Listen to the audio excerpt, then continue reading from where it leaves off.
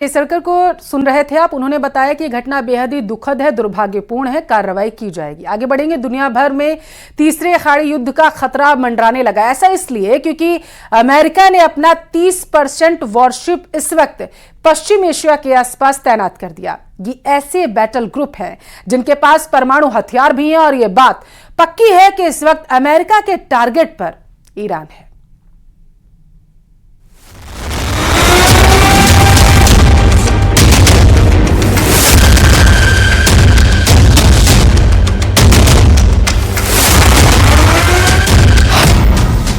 क्या अमेरिका ने तीसरे खाड़ी युद्ध की तैयारी कर ली है?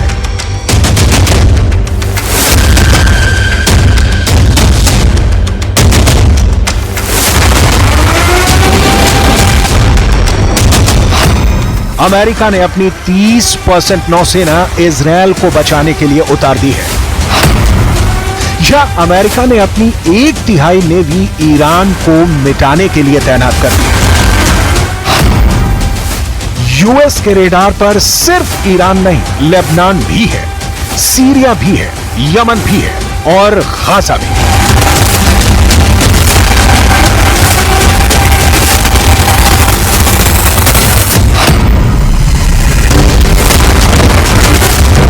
बाइडेन के विध्वंसकों ने इजरायल के दुश्मनों को घेर लिया है। ये इजरायल के दुश्मनों के लिए वाकई बहुत बुरी खबर है।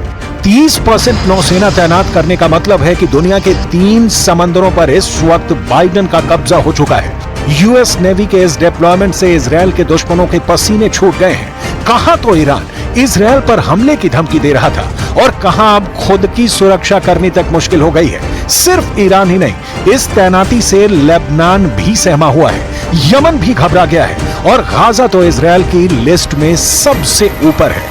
इसलिए एक बार फिर सवाल, क्या अमेरिका ने तीसरे खाड़ी युद्ध की तैयारी कर ली है?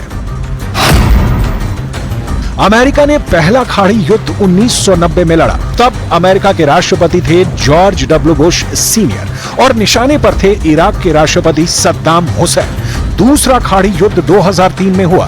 तब अमेरिका के राष्ट्रपति थे जॉर्ज डब्ल्यू बुश जूनियर और इस बार भी अमेरिका के दुश्मन थे इराक के राष्ट्रपति सद्दाम हुसैन। 2024 में तीसरे खाड़ी युद्ध की घंटी बज रही है। इस बार राष्ट्रपति जो बाइडेन क्या ईरान को मिटाने की तरफ बढ़ चुके हैं? अमेरिका ने अपने पूरे जंगी बेड़े का 1/3 हिस्सा इजरायल की सुरक्षा के लिए तैनात कर दिया है। इसमें ऐसे जहाज हैं जो परमाणु हथियारों से लैस हैं। इसमें कैरियर भी हैं। इसमें परमाणु पनडुब्बियां भी हैं।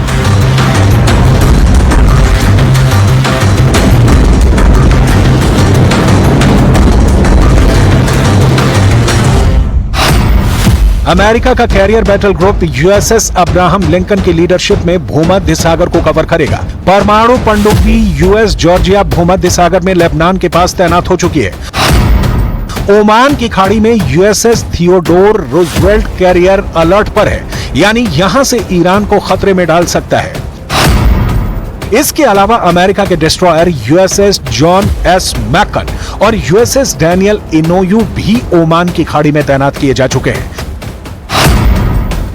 लाल सागर में भी अमेरिका के वॉरशिप तैनात हैं। यहां से हूथी की मिसाइलों और इजरायल की तरफ लॉन्च होने वाले ड्रोन को ट्रैक कर रहे हैं। अमेरिका इसलिए इजरायल के लिए बेचैन हो उठा है क्योंकि वो ईरान और उसके साथी मिलिशिया को बहुत अच्छी तरह से जानता है। अमेरिका को पता है कि इजरायल अपनी रक्षा खुद नहीं कर पाएगा। यही वजह है कि अमेरिका इस इलाके में अपनी ताकत को तेजी से बढ़ा रहा है। पेंटागन के मुताबिक रक्षा मंत्री लॉयड ऑस्टिन ने इजरायल के रक्षा मंत्री योआव गैलेंट से बात की। साथ ही उन्हें भरोसा दिलाया कि अमेरिका इजरायल के बचाव में हर वो जरूरी कदम उठाएगा जो उठाने चाहिए।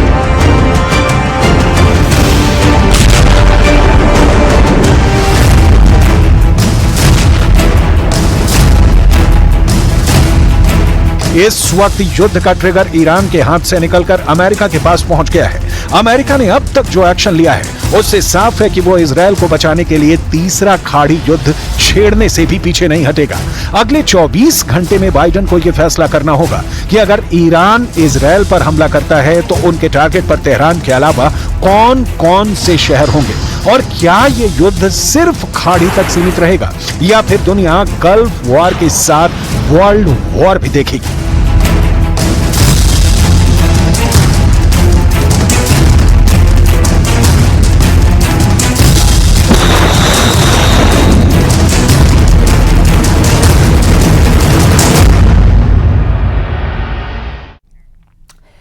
तेल अवीव में बम धमाके की जिम्मेदारी हमास के लेने के बाद इजरायल की सड़कों को छावनी में तब्दील कर दिया गया। पूरे ही इजरायल में इस वक्त टेरर अलर्ट जारी किया गया। इसके चलते गाजा की तस्वीरों के बीच इजरायल में धमाकों की खबर ने अमेरिका को भी चौंका दिया। कहां तो यहां तक जा रहा है कि इजरायल ने हमास के 27 एजेंट घुस चुके हैं।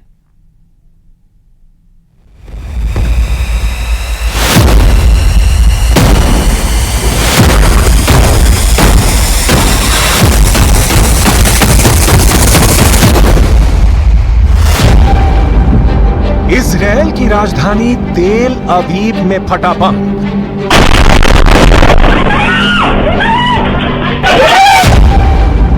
टारगेट पर थे इजरायल के प्रधानमंत्री बेंजामिन नेतन्याहू।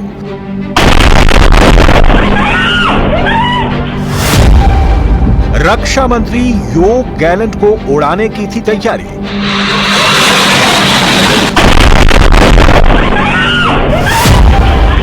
बम किसके लिए था? मौत का पैगाम।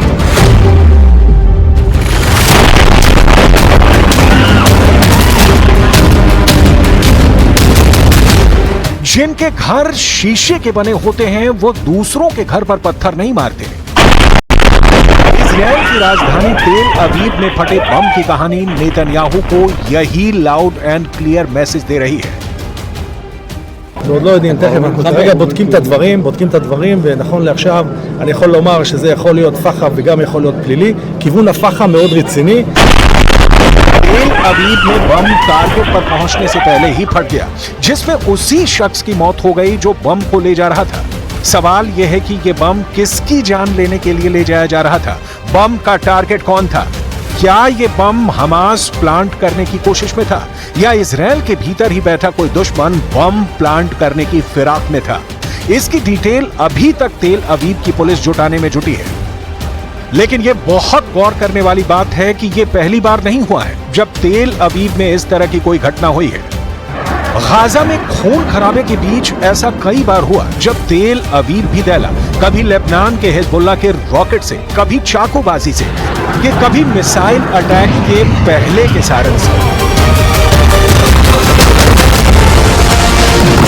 इजरायल वॉर मोड में है, लेकिन खुद इजरायल के खिलाफ हमले नहीं रुक रहे। इस बीच इजरायल ने गाजा में ताजा हमले किए हैं। इन हमलों में 29 फिलिस्तीनियों की मौत हो गई है। गाजा पर ताजा अटैक उस वक्त हुआ है जब अमेरिका के विदेश मंत्री एंटनी ब्लिंकन इजरायल में थे। शांति प्रस्ताव पर बातचीत के लिए इजरायल बातचीत के लिए कितना तत्पर है, कितना उत्सुक है, गाजा पर हुए हमले उसकी बानगी है। गाजा के स्वास्थ्य अधिकारियों के मुताबिक सेंट्रल सिटी दीर अल बला में एक घर पर इजरायली हवाई हमले में बच्चे और उनकी मां की मौत हो गई। मरने वालों में एक ही परिवार के 8 लोग शामिल हैं।